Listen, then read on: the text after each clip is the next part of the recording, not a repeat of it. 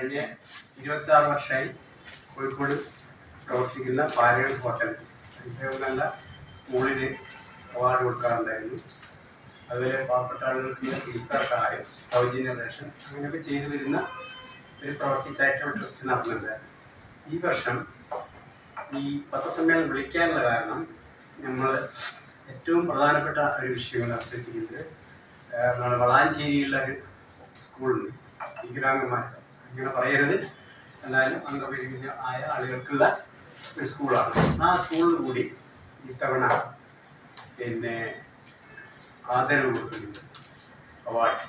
അതാണ് പ്രാധാന്യം ഞാൻ പ്രാവശ്യത്തെ ചെയ്ത.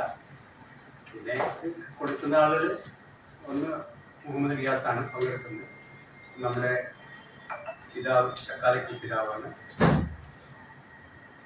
കാര്യമായി ഈ രണ്ട് കാര്യങ്ങളൊന്ന് പ്രചരിപ്പിക്കാൻ വേണ്ടിയാണ് ഞങ്ങൾ സമ്മേളനം വിളിച്ചിരിക്കുന്നത്. മറ്റൊരു കാര്യം, ഇതിൽ പത്രസമ്മേളനം വിളിച്ച് പരസ്യം ഉണ്ടാക്കാൻ വേണ്ടിയല്ല ചെയ്യുന്നത്. 25 വർഷവും ഞങ്ങൾ പരസ്യം ചെയ്തിട്ടില്ല. ഇപ്രാവശ്യം ഇതിനൊരു പ്രാധാന്യം, അത് നിങ്ങൾ കാണുന്നതാണ് സ്കൂള്. അല്ലാണ്ട് നമ്മൾ ഇന്ത്യയിൽ അത്ര വലിയൊരു സ്കൂൾ നടക്കുന്നില്ല. കാരണം വികലാംഗരൊക്കെ അവർ ചികിത്സിക്കുകയും ഓപ്പറേഷനൊക്കെ സൗജന്യമായി നടത്തി കൊടുക്കുകയും ചെയ്യുന്ന ഒരു സ്ഥാപനമാണ്. അറിയായിരിക്കും ഞാൻ വിശ്വസിക്കുന്നില്ലേ? അതാണ് മെയിൻ, അതാണ് നിങ്ങൾ